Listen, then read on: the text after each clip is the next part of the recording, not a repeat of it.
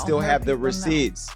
Yvette, no, I got the receipts. I'm trying to book Kelly Rowland right now. Now, if I don't get Kelly Rowland because I say this about, then it's gonna be a problem. Then I'm putting out receipts. The receipts I just told you about, then I'll put those out. Recently was on his podcast, was speaking on how he has information on Beyonce and how he'll use it if he does not get what he wants. Which, honey, can we get him in the slammer? Because at this point, he's just a nuisance to the industry. I feel like he is very entitled and he feel like people owe him something and don't nobody owe him nothing. Y'all, why is Jason Lee still salty over Beyonce not being his bestie? And he is still threatening to expose Beyonce and her deepest, shadiest secrets. It all started last year when Jason got upset at Beyonce for not inviting him to her Renaissance movie premiere, and he threatened to spill some tea on her. Well, he is still super salty over that, and things got even worse after Beyonce still didn't invite him to the launch of her brand Cecred, and that just made Jason even angrier. He got so mad that he finally spilled some of the tea that he had on Beyonce and leaked some of the footage of her being a handler for the Hollywood elites. And y'all, Jason is not here to play. It looks like he wants all the smoke with Beyonce. So Jason Lee threatened Beyonce or Beyonce's team and her PR person. Allegedly. He's alleging he has receipts on them. He's upset because he didn't get invited to the Renaissance premiere, and I'm like, okay. He's claiming to be connected, and I'm like, if you were connected, you wouldn't be mad about it.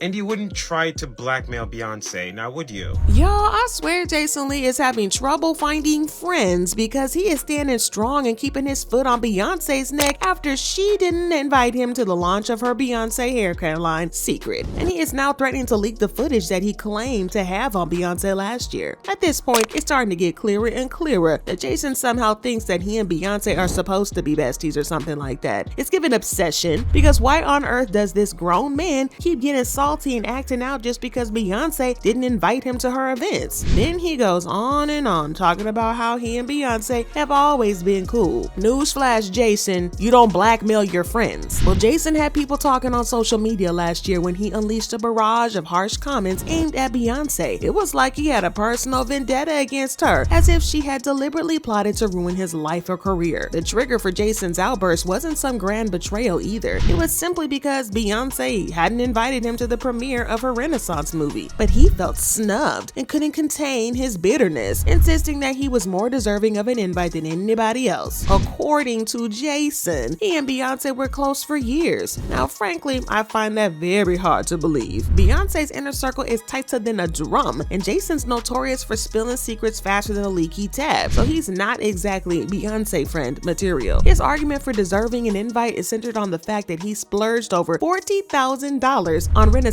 concert tickets and Renaissance merch for himself, his family, his friends, and everybody else. He felt cheated by Beyonce not acknowledging him personally with his support and an invitation to the premiere. Well, Jason also accused Beyonce of being anti-black for supposedly snubbing numerous black influencers from the event. But let's be real here, y'all. Beyonce's track record speaks for itself. She's a pillar of the black community, so the idea that she's excluded influencers based on race is far-fetched. I think optically, when you don't include other black leaders in the culture in the fold, I mean, not just take me out of it. The Breakfast Club, I mean, you should have honored and brought more black. And I spent thousands of over $40,000 in tickets and shared the experience with friends.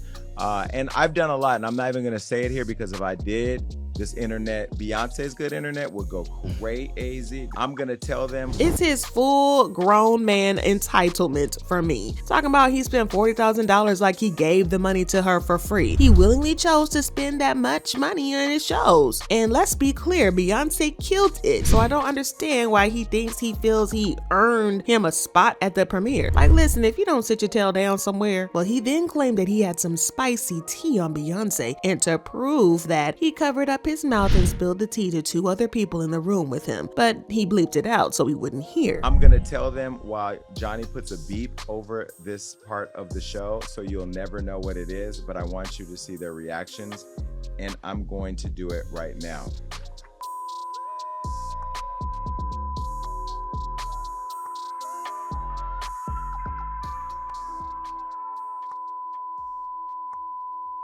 He then went on to say this, and he and Beyonce were still friends and that they supported each other in the game. And that's where I go back to, like, we're friends in the game. We support each other. We we help each other out. Can you imagine had I put that on Hollywood Law? Well, this one-sided friendship is definitely questionable because a true friend wouldn't publicly bash someone they consider a friend. Plus, it seems like he's the only one claiming to be friends because Beyonce has never even talked about him. And the only time they cross paths is at industry events where he probably sneaks in on press lists or something like that. Now, remember that cringeworthy video that made rounds a while back? Yeah, you know, the one where he tried to walk up to Beyonce at an event and she practically swerved and ran into the opposite direction?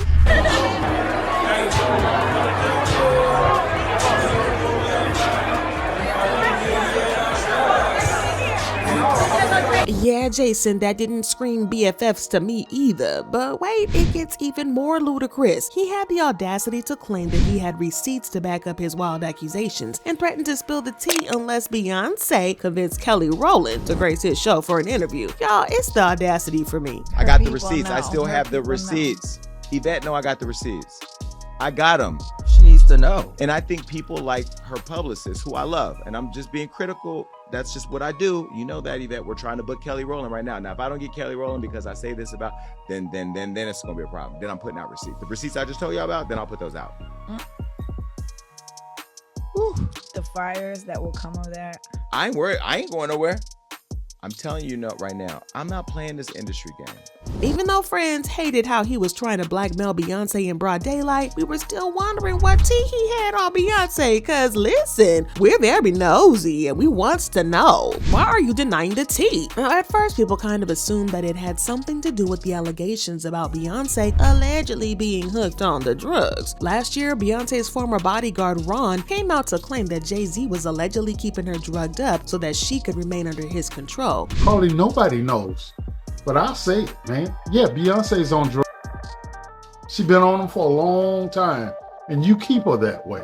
Now, before y'all start coming for me, I'm not saying that Beyonce's on the drugs, but one thing about Hollywood is that there is a major drug problem among celebs right under our noses. We have heard so many stories about the wild parties that are thrown by celebrities, and it's kind of an open secret that drugs are passed around like party favors at these parties. Not to mention the wild things that happen when artists go on tour. But speaking of tours, the fact that Beyonce just finished a tour makes people wonder if Jason's supposed tea is about her using drugs while on tour. Over the years, there have been concerns about Beyonce looking drugged or high at events. Like this basketball game that she attended with Jay-Z. People just couldn't stop talking about how she looked spaced out. In addition, Webb was a key player in helping the project team's future HSS. Now, Jaguar Wright also backed up the bodyguard's claims about how Beyonce was allegedly being drugged by Jay-Z. He's a monster. And I've known he's a monster for years. I waited a long time to see if he would grow a conscience.